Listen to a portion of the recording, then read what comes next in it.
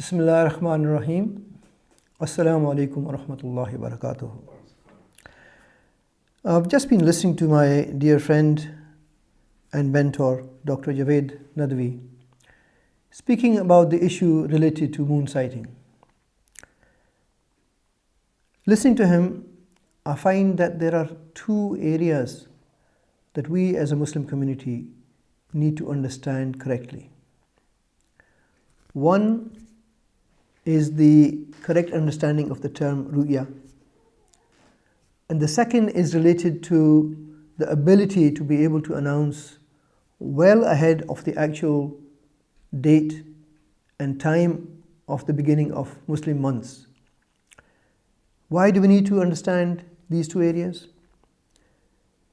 Let us look first of all at the concept of ru'ya, which up to now, from what I heard from him, was understood to mean seeing with the naked eye. But then he clearly made me understand that there are many places in the Quran, in fact I believe 328 places in the Quran, which talk about ru'ya and what it means as a term.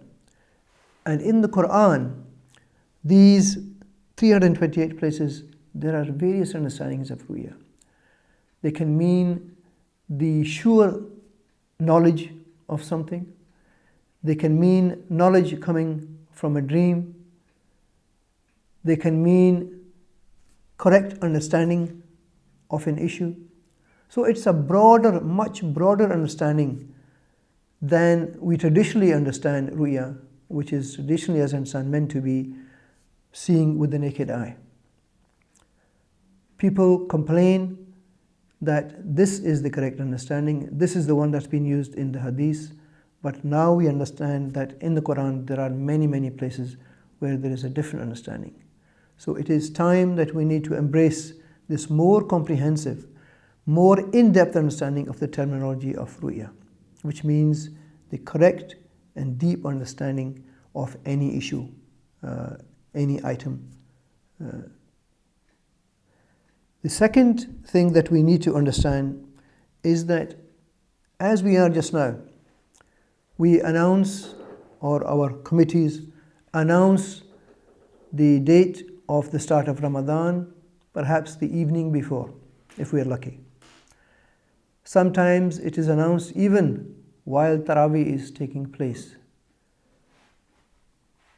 As a result, the community suffers many problems. One of the most important problems for our community is that because of the last minute announcement of Ramadan and last minute announcement of Eid, it is difficult for us to contact our employers, to contact our educational institutions, to get official holidays from our work or from our educational institution to be able to take part in Eid and celebrate it properly, or to take the whole month off in Ramadan so that we can worship Allah in the best way possible without any other worries.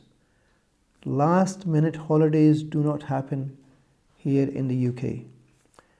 The only way that can happen really is if we are ill and we get a line from the doctor. Otherwise, every employer needs at least 2 weeks notice.